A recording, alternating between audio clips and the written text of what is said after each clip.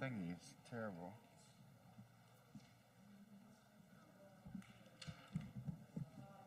Hey, it works. Yay.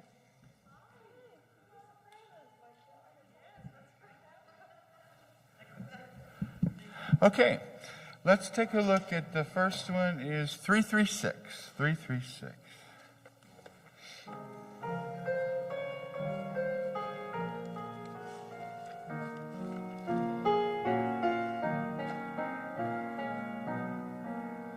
Here we go. All my memories of love hang upon high stars. Now the autumn jars, and the air around me here thickens with their song. Sing again their nameless tunes, sing again and strong. Willows in September touch the water clear. Among the rushes tall of the flowing year. Rising from the sunlit past comes the shadowed sun. Running toward me silently, love through 45. Many are the graceful hearts hung upon this tree, and it seems there's room for mine on these branches three. And the sky above the tree, whether wet or bright, is my ease and comforting, my good news and light. So pretty, so pretty. I have never heard something thank you for not holding those places. Oh, 95, you lose the 3424. 95. You don't look playing songs so well, it's almost impossible.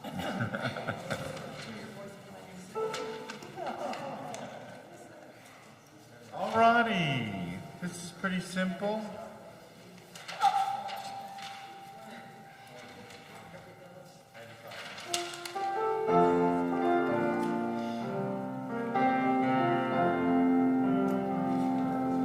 There is more love somewhere. That's one phrase. There is more. No breath. Somewhere. I'm gonna keep on till I find it. There is more love somewhere. There is more hope somewhere. There is more hope somewhere. Watch this rhythm. I'm gonna keep on till I find it.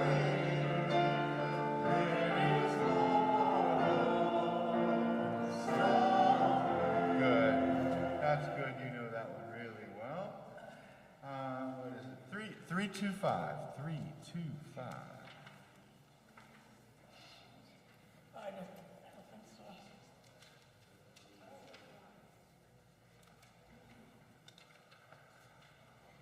All verses. There's a couple hiding at the bottom. All right.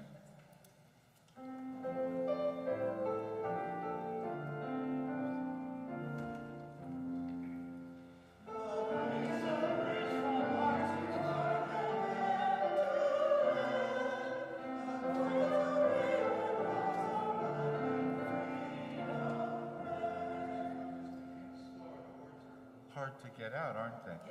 Ready, go.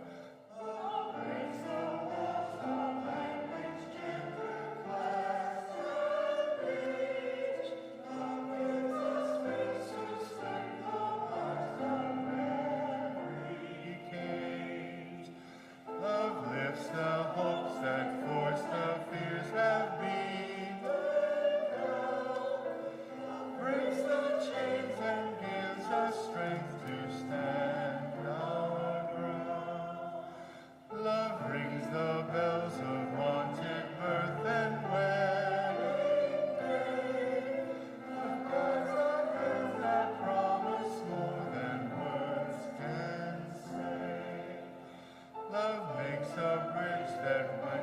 shake yet not destroy.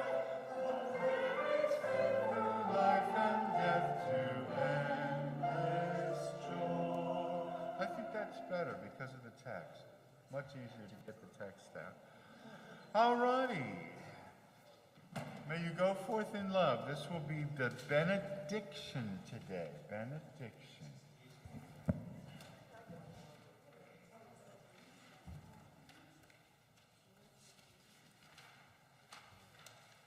Let's try with piano first and see how we do.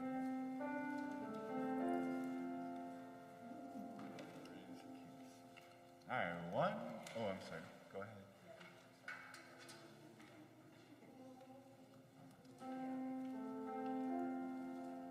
Everybody got? 1, 2, 3.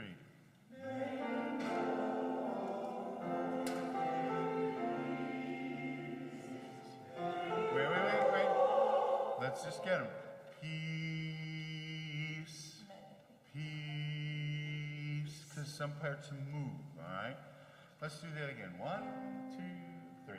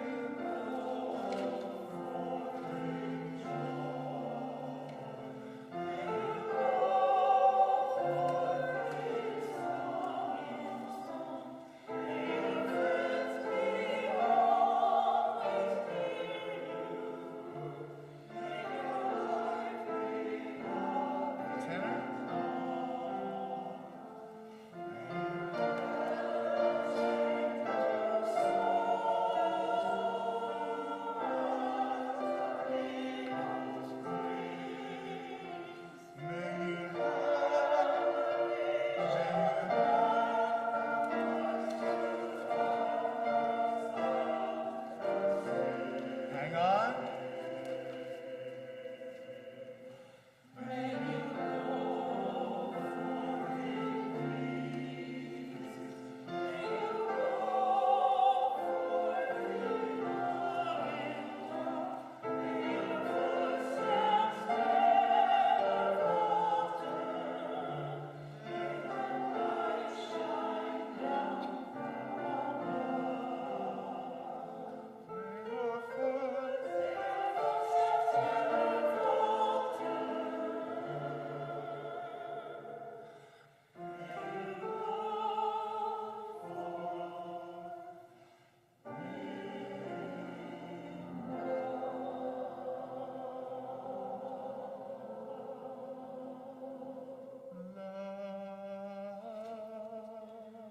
The second one, just bring up as high as you can. Yes.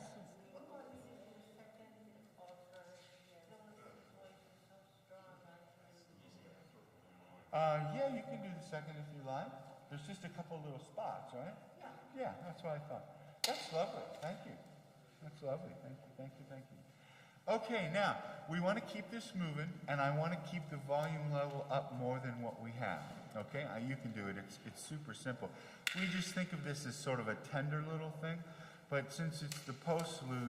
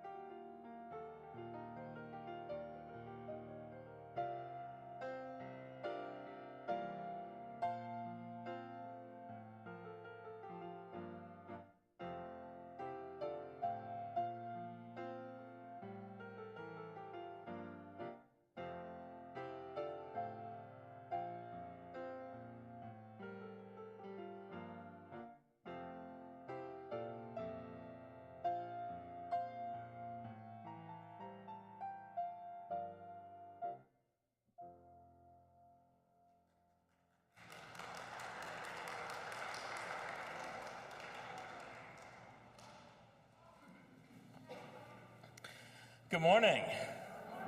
Welcome to Mount Vernon Unitarian Church. I'm the Rev Christian Schmidt, the interim minister of this congregation. So whether this is your first time with us or your 1001st, know you are welcome here and we are glad to have you. We are meeting right now both in person and virtually. I want to wave to our virtual audience. So whether you are here or at home, you are welcome. We gather each Sunday to recommit ourselves to the mission of this church, which is to support one another in our spiritual journeys, to work for justice, to care for the earth, and to build the common good. It is good to be together. This is a community dedicated to welcoming the stranger, working for justice, and building beloved community. And to that effort, we remember and name the original indigenous inhabitants of this land, the Piscataway, the Powhatan, and the Toes. And we remember and acknowledge the enslaved people who lived and worked on these lands. Our work to dismantle systems of oppression toward a more just future continues. I have two quick announcements today. They both have to do with people who have perhaps been visiting here, people who have been thinking about membership. So the first one is that this coming Saturday, we will have our free Introduction to MVUC and Unitarian Universalism class. It's going to be here in the Commons Saturday. We'll start at 8:30 with breakfast, followed by some presentations from me and other church leaders. It's a lot of chances to ask questions, to learn about this community and what it means to be a member here. If you've been coming for a little bit and want to know more about that, it's a great opportunity. And if you have been coming for a little bit and want to know more about that, Linda Burke has probably already been in touch with you about coming. So. The other is similar in some ways. It is after service next Sunday, a week from today. We have our meet and greet, which is an informal gathering. We do have lunch provided right after service. If you're brand new here or have been here and have some questions, that's another great opportunity to come and have a conversation with some of us. In our service, we have started taking just a moment to greet one another. We'll take about 60 seconds. I especially invite you to greet anyone you don't yet know well. In this era of COVID and RSV and all sorts of things, I encourage you not to shake hands, but you can wave and say hi. So start that now, and I'll ring chimes in about 60 seconds to bring us back together.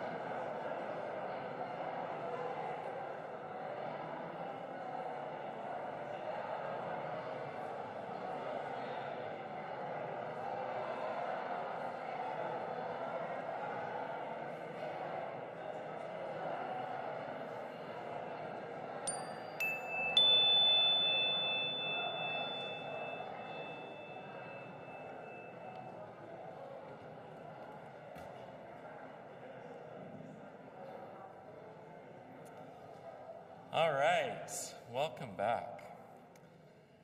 As many of you know, if you've been around, we've been hosting our annual stewardship campaign for the last month or so. People have been coming forward to talk about why they give and why that matters. I want to invite forward our stewardship chair, John Speakman, to speak today.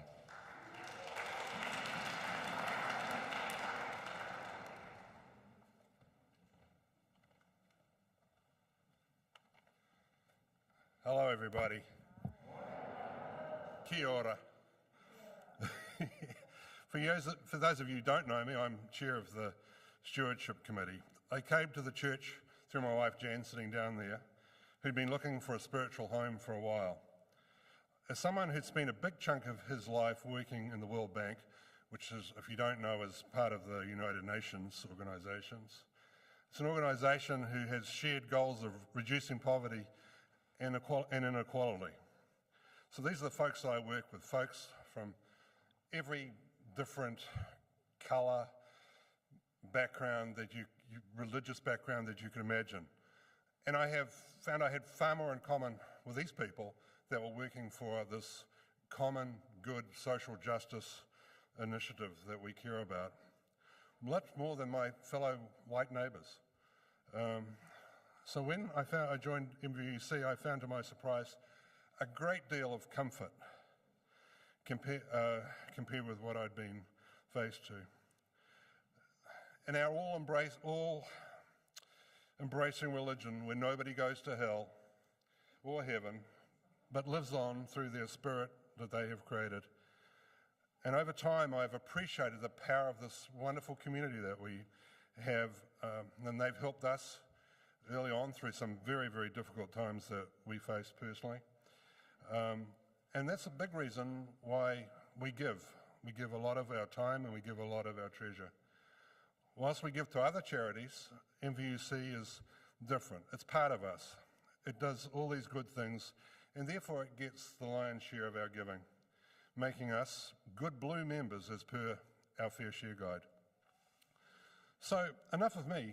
My job here is to encourage you to give time, treasure, and talent. These things are all interconnected. Think about this. If there is no time or talent, there is no church. It is, however, possible to run a church without treasure. Very, very difficult, mind you, but not impossible.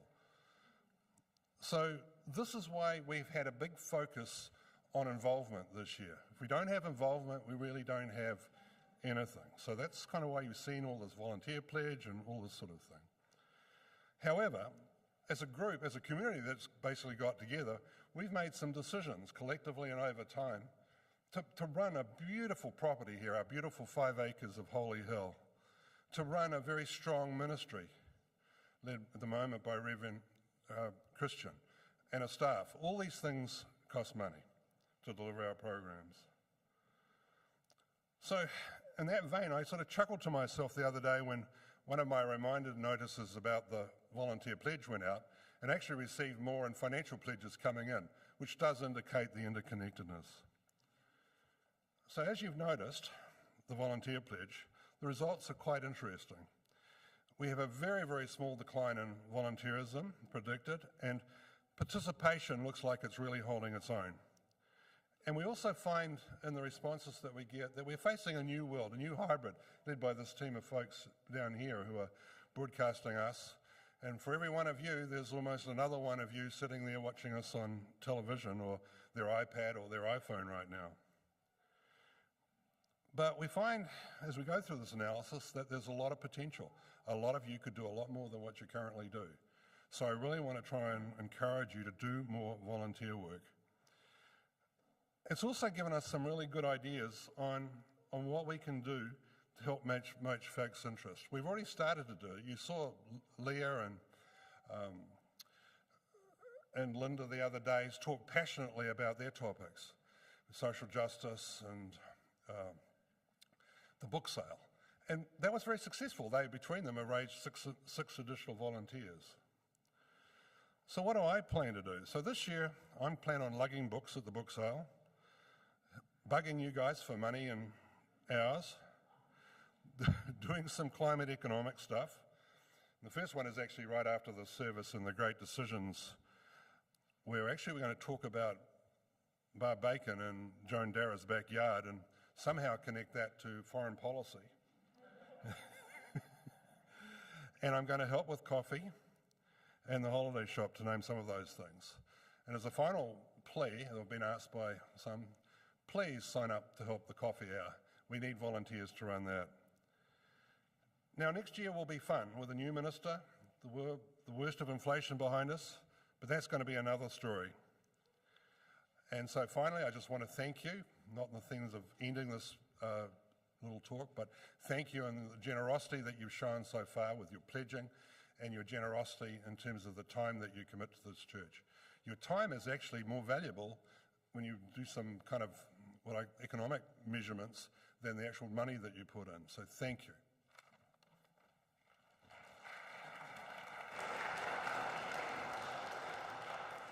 Thank you, John. The thing I know about your work with the World Bank is that you've been to the Maldives, I think, 3 times in the last year, so it must be hard work.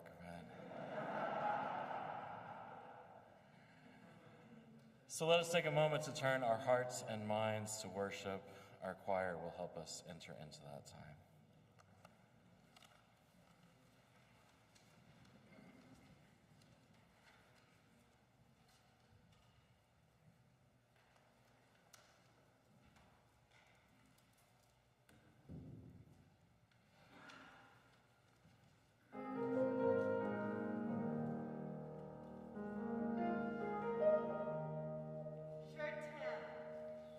Te amo. Ja, lublю. אני אוהבת אותך.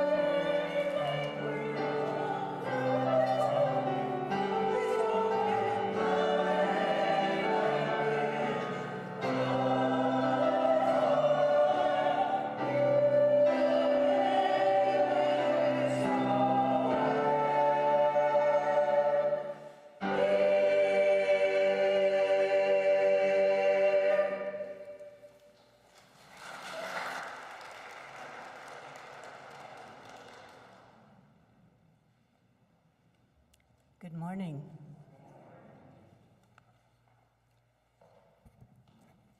The Names of Love by the Reverend Scott Taylor. We light this chalice in the names of love, the love of family that brings us into being, allows us to bloom, and then sends us on our way with courage, knowing we can return no matter what. The love of partnered hearts that teach us to trust and help us to know that who we are does not end at the barrier of our own skin. The love of friends who help us feel seen and sing our song back to us when we cannot hear it with our ears alone. The love of community that bathes us in belonging and calls us to see the needs of others as our own. And the greatest love, the love that will not let us go, even in our fear, even in our failure, even when we are lonely or lost. Love invites us home. If we listen, it is doing so even today. And now please rise in body or spirit and join in singing hymn number 336, All My Memories of Love.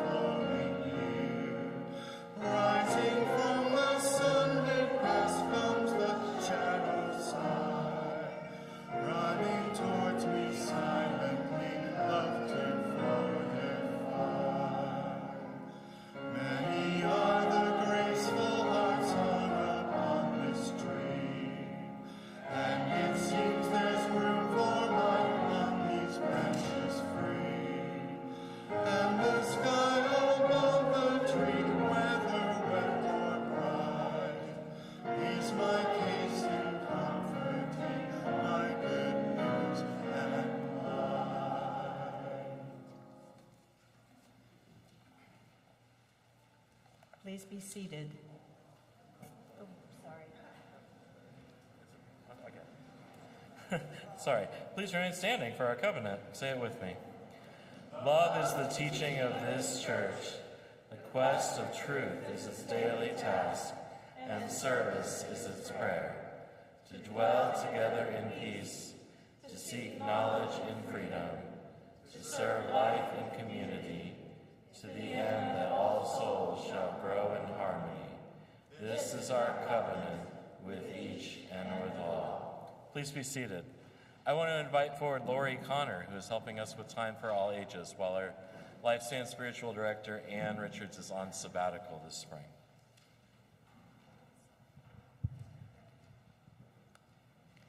So our theme for this month is love. Our Time for All Ages today is going to be a story about the kind of love that connects us all.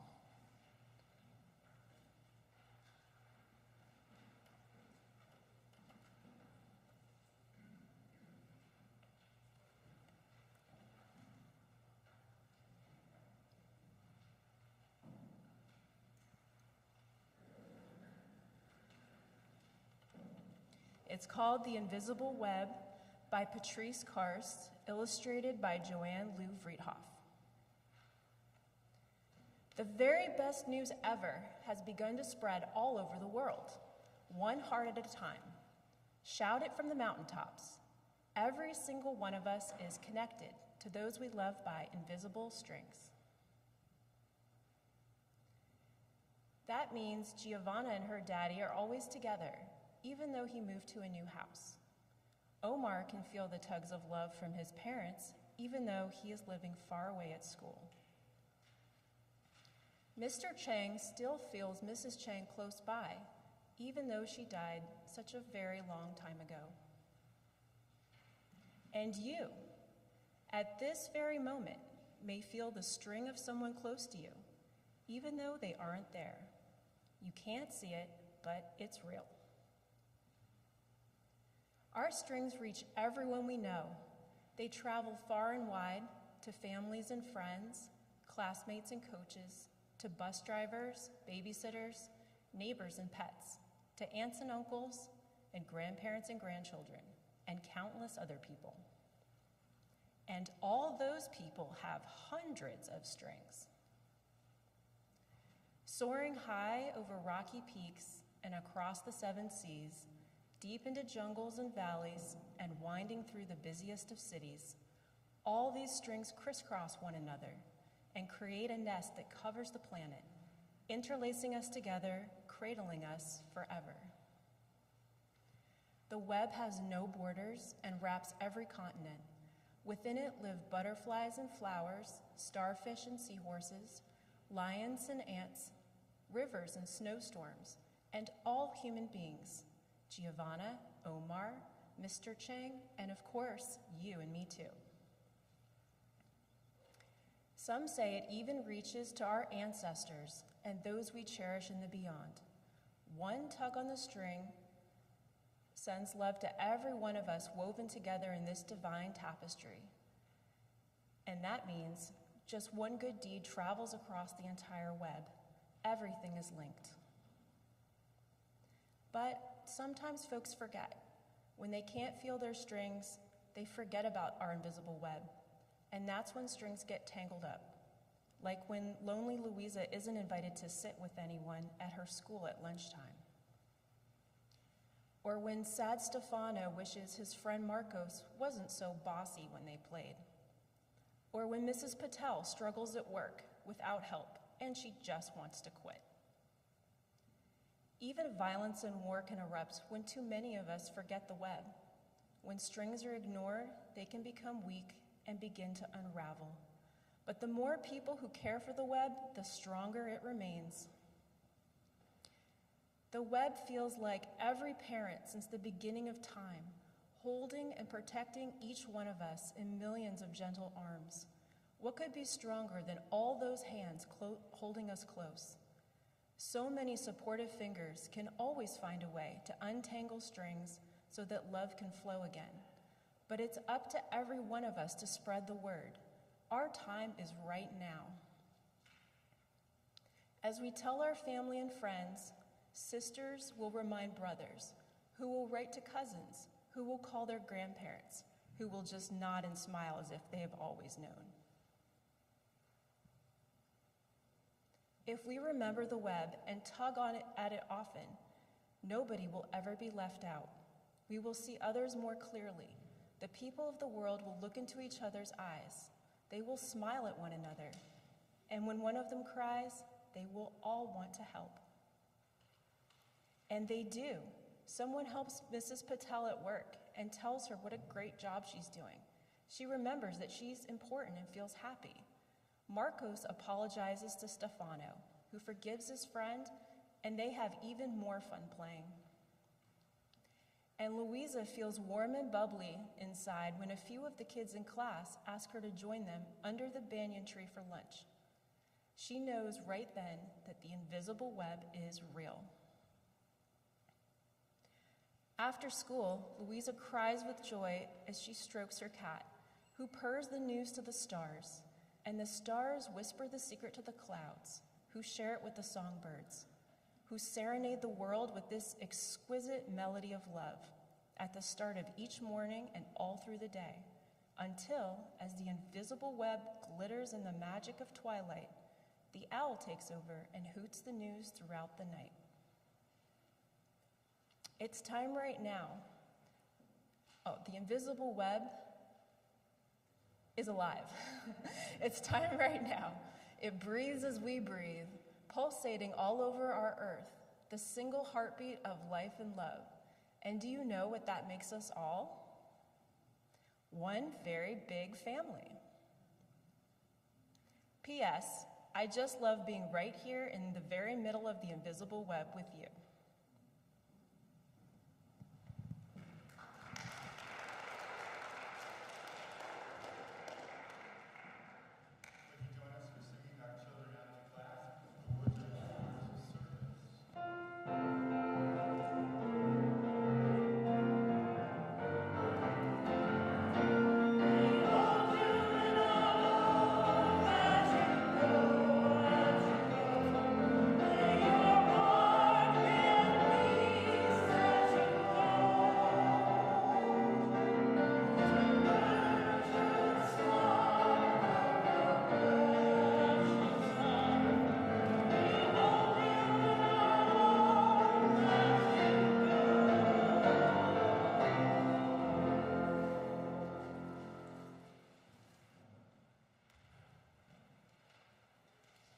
We come now to the morning offering.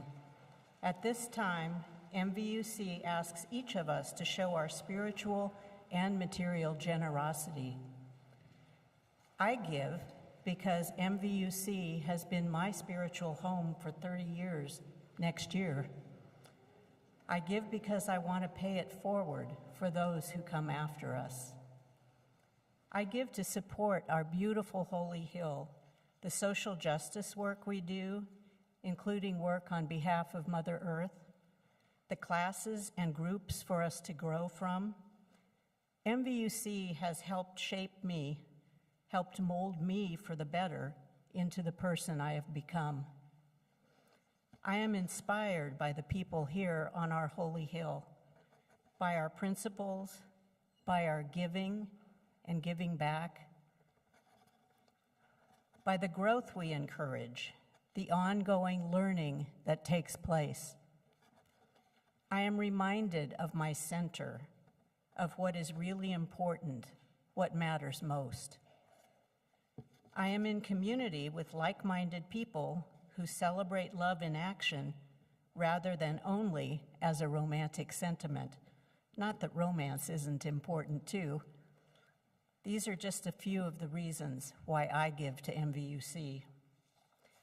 Each week, we share the plate with a charitable organization that you, our members, have chosen. This week's offering is shared with Arcadia Farm. Arcadia's demonstration farm and educational children's garden currently encompasses 4 acres, providing a sustainable model of agriculture to new farmers, students, and the public through hands-on community engagement. I invite you to contribute whatever you are most comfortable with to Arcadia Farm and to this church community. If you would like to write a check for the offering, please make it to MVUC and in the memo line indicate what it is for. You can also go to our website to give directly. We are grateful for your donation. During the offering, you are welcome to come forward in silence to light a candle of joy or sorrow. And now, will the ushers please come forward for the morning offering?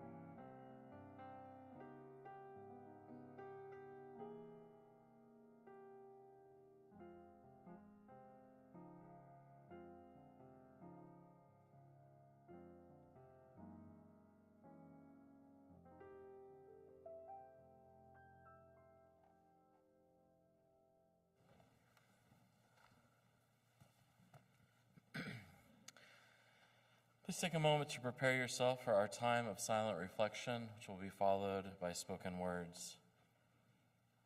Join me in the silence.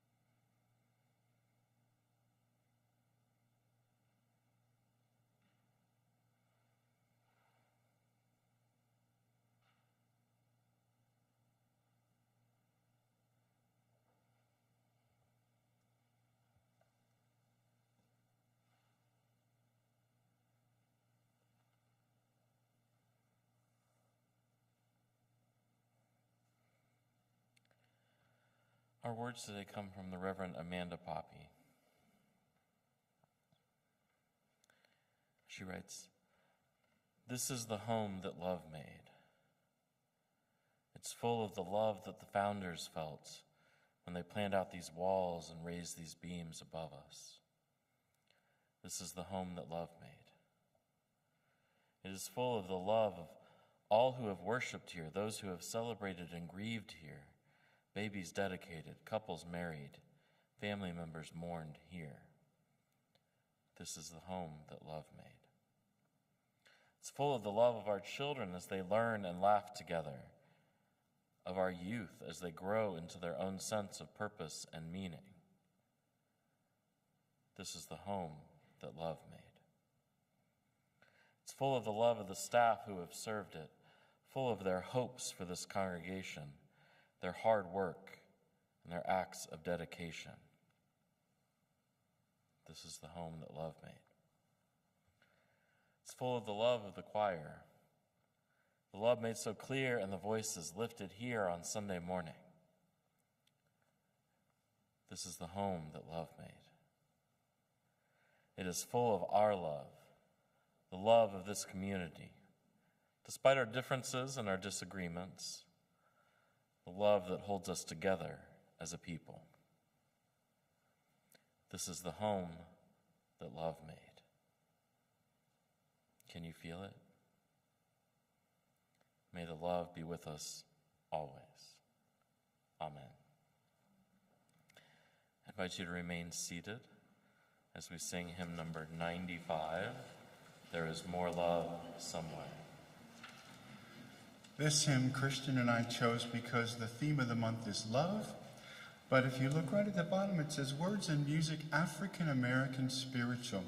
So maybe let that float through your mind as how this song was used years and years and years ago as we sing today.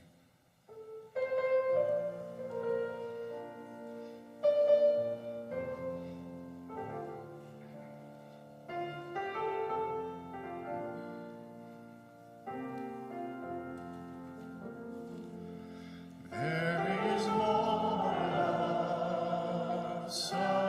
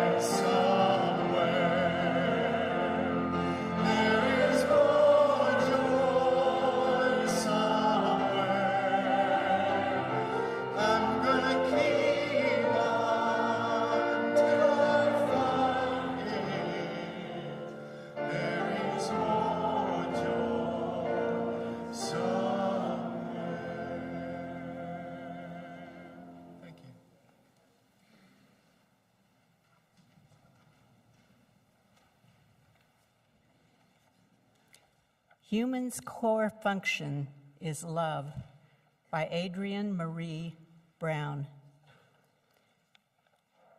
And Adrienne Marie Brown is a women's rights activist and Black feminist who lives in Detroit.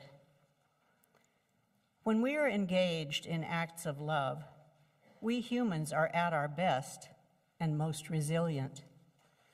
The love and romance that makes us want to be better people, the love of children that makes us change our whole lives to meet their needs, the love of family that makes us drop everything to take care of them, the love of community that makes us work tirelessly with broken hearts. Perhaps humans' core function is love. Love leads us to observe in a much deeper way than any other emotion.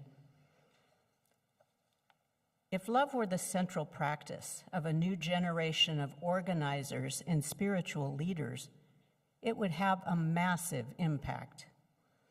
If the goal was to increase the love rather than winning or dominating a constant opponent, I think we could actually imagine liberation from constant oppression.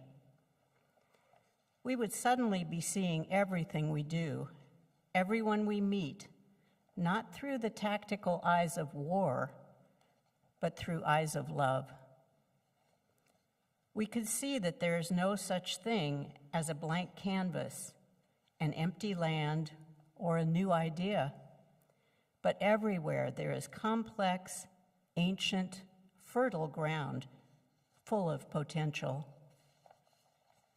We would understand that the strength of our movement is in the strength of our relationships, which could only be measured by their depth.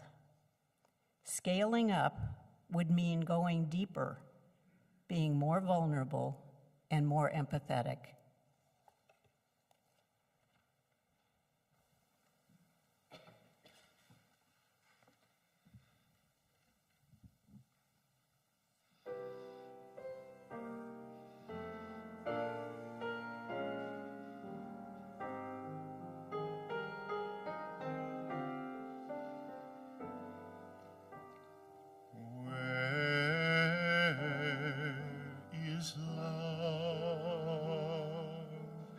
Does it fall from skies above?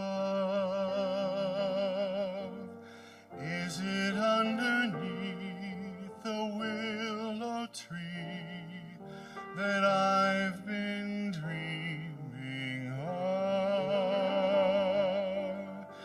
Where is she who I close my eyes to see? Will I ever know the sweet hello that's meant for only me? Who can say where she may hide? Must I travel far and wide till I am beside the someone who I can mean something to? Where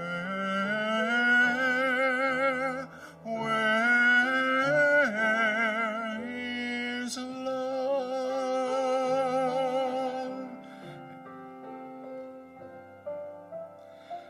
Every night I kneel and pray, let tomorrow be the day when I see the face of someone who I can mean something to. Where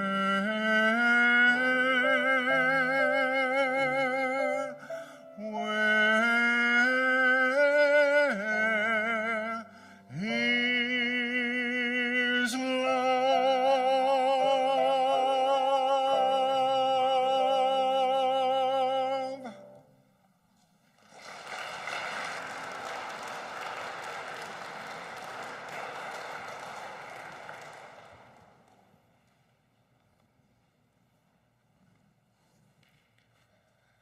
So as I've mentioned here before, my previous career was in newspapers. I was a writer and editor.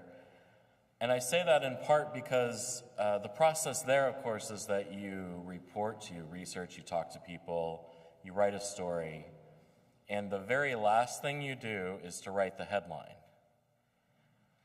For better or for worse, we do things exactly the opposite in terms of sermon writing, which means that sometimes I set myself too ambitious a goal with the title or description. So I don't know that I'm going to answer the question, what is love today, in a very fulsome way, but I'm going to try and at least say some good things about it, I hope. And so you'll forgive me if I start by doing something a little different today. I've been really fascinated recently by these stories about artificial intelligence chatbots. Have y'all heard about this? You seen these? They're very sophisticated programs that can answer questions, that can write things given specific prompts, and they do this so well that their work can often be passed off as if it was written by a human. And this is relatively new. People have been trying to do this for decades, of course, but they're getting pretty good at it. And that's the new part. Understandably, this has huge implications for the media, for academia. There are very serious concerns about plagiarism, passing off the computer's work as one's own. And for those of us in the writing and creative fields, there's some serious concerns about job security, right? And still, I'm really intrigued by this. As a studier of the human condition, I'm curious what all of this says about what it means to be human. For instance, can a computer write a sermon as well as I can? And so I want to share, I went there. I went to OpenAI, which is one of these chatbots, and I put in a prompt. I asked it to write a very short version because I'm actually saying my own sermon mostly today, but I said, write a UU sermon about love. And it wrote, I just asked it to write the first paragraph, essentially, right? So here we go. I'm going to read it to you. My friends, today I want to talk to you about love.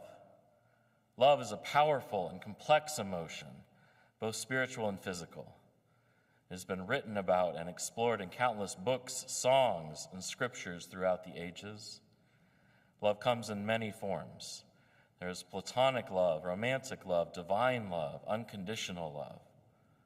All of these forms of love open our hearts and bring joy into our lives. And so ends the paragraph, which is pretty good, right? I mean, not exactly what I would say, but it's not bad. Now, I did some digging. I've been really curious about it. And part of the reason it's good is not because the computers have become suddenly brilliant about what love is. Rather, what these programs do is to study many samples of writing about all sorts of subjects from all sorts of perspectives. And the thing they've gotten pretty good at is synthesizing that and responding to a fairly specific prompt. I initially gave it a prompt to write a sermon about love, and it was a very different when I said you instead. Anyway, it's gotten really good at analyzing these samples and essentially regurgitating, which I remember doing a whole lot when I was in, say, junior in high school, right? You read some stuff, you rearrange it a little and spit it back. But it's getting pretty good. So I'm tempted to do a long talk about what a computer program can't do. That is, I don't think it can love, right? I think this is an essential difference. It seems to me that there's something unique, not just to humans, but certainly to us and animals, about our ability to love. And I want to explore this a lot more in next week's sermon. All month long we're talking about love, so I have some time to get into it. Love is our monthly theme. We'll be talking about love here in worship. Our children and youth will be talking about it in their religious education classes too. We'll talk about what love is, why we love, different types of love, just all sorts of things. The idea is that all across our church we're engaging the same theme and can talk about it across generations and differences. So a year ago, at about this time, I talked about types of love. In this Valentine's time of year, we hear a lot about romantic or erotic love. But of course, that's just one kind. The Greeks had a lot of really great words for love that have a lot of different distinctions, so I like to go to that. There's philia, which is the love one feels for family, family biological or chosen. There is, of course, eros, we've already mentioned, the romantic love we hear so much about. There's agape, what we might call empathetic or charitable love, the sort of love that one feels despite the flaws in others or ourselves. There's storge, which is not the greatest word, storge, but it's the love one feels for family. I said that earlier. I must have something wrong here. Well, whatever. You'll forgive me. Anyway, that's an aside. Depending on which Greek source you look at, of course, there are other kinds of Greek words for love too. Playful love or obsessive love, love for oneself, love for all sorts of things. So much love in so many varieties. And in doing research for this, I was referred to the article about the work of the social psychologist Dasher Keltner, who studies this very thing, these types of love. And I'm going to use some of his work all month long as we talk about love. But I wanted to quote a fairly short passage from an article about him in which he's quoted. He says, "Love is used to describe a variety of relationships, and Keltner notes that it can be imprecise. To quote him, people say, 'I love my children, I love my partner, I love my car, I love ice cream, I love the spirit of Berkeley,' he offers by way of example." He's a professor at Berkeley, by the way. What's more, various kinds of love activate distinctly different areas in the brain. When romantic love takes hold, you feel trust toward that person, Keltner says. Those feelings in the brain's reward centers, the ventral anterior cingulate, the medial insula, the caudate, the putamen. Romantic love actually deactivates the brain's threat detection centers, the right prefrontal cortical regions and the amygdala, enabling committed partners to see their beloved through rose-colored glasses. He continues, by contrast, desire, the passionate love that ignites sexual relationships, manifests in the brain's traditional reward and pleasure processing centers. And conversely, when you show parents pictures of their babies, yet another region of the brain comes into play. I find this really interesting that we, of course, have collapsed all of that into the word love. And with so many varieties, so many flavors of love, we might say, what does it all mean? In 2 weeks, I'm going to talk about what it means to put love at the center of all we do. But today, in the spirit of Adrienne Marie Brown's reading from earlier, I want to emphasize that love is core to who we are. Whatever separates us from machines, however cleverly they can write, whatever makes us unique and special, I'm pretty sure love is part of it. Love is crucial to the way that we can live together in community. And it's not merely self-interest, as some would tell you, but no, actual affection.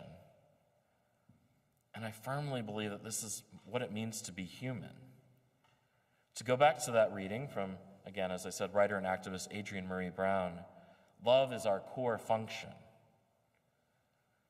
I want to say it one more time because it's so at odds with so much of what we hear, what we're told by the world.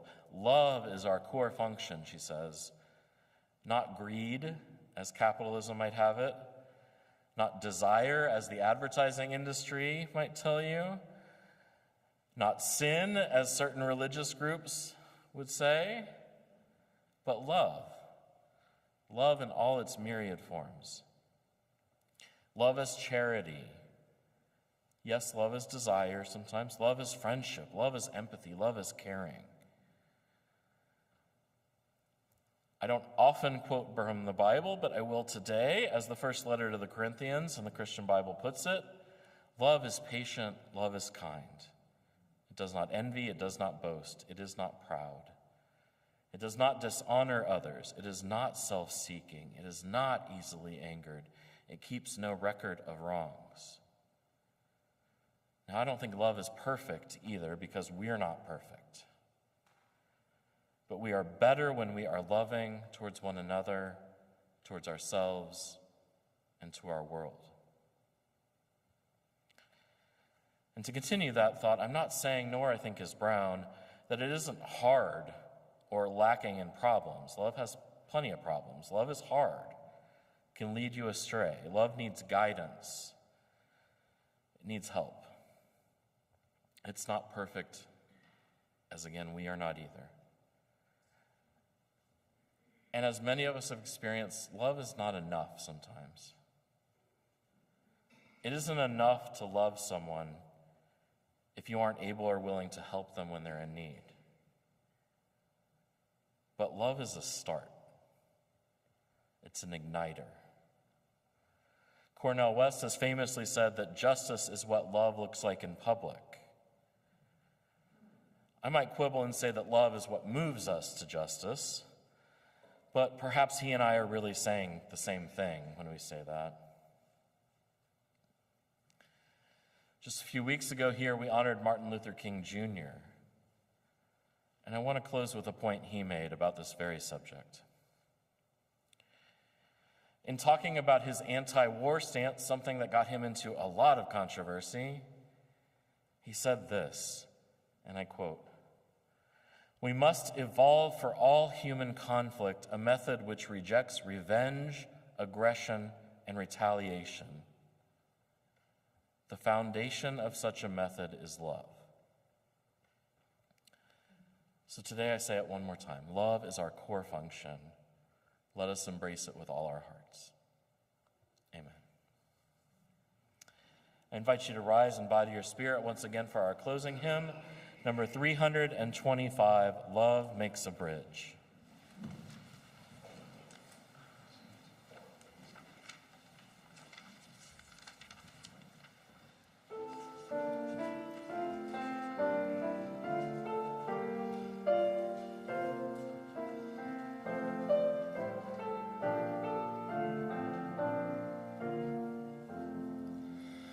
Love makes a bridge from heart to heart and hand to hand. Love finds a way when laws are blind and freedom banned. Love breaks the walls of language, gender, class, and age. Love gives us wings to slip the bars of every cage. Love lifts a hope that force and fear have beaten down. Love breaks the chains and gives us strength to stand our ground. Love rings the bells of wanted birth and wedding day. Love guides the hands that promise more than words can say. Love makes a bridge that winds may shake yet not destroy. Love carries faith through life and death to endless joy.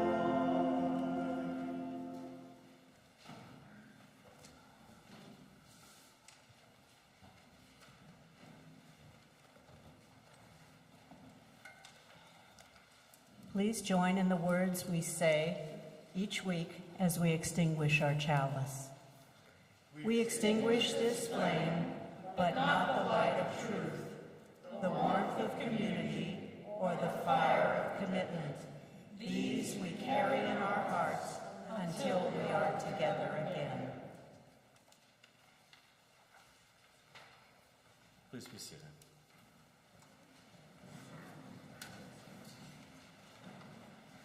Our benediction comes from John C. Morgan, who writes, "In the end, it won't matter how much we have, but how generously we have given. It won't matter how much we know, but rather how well we live. It won't matter how much we believe, but how deeply we love." I invite you to remain seated for our postlude.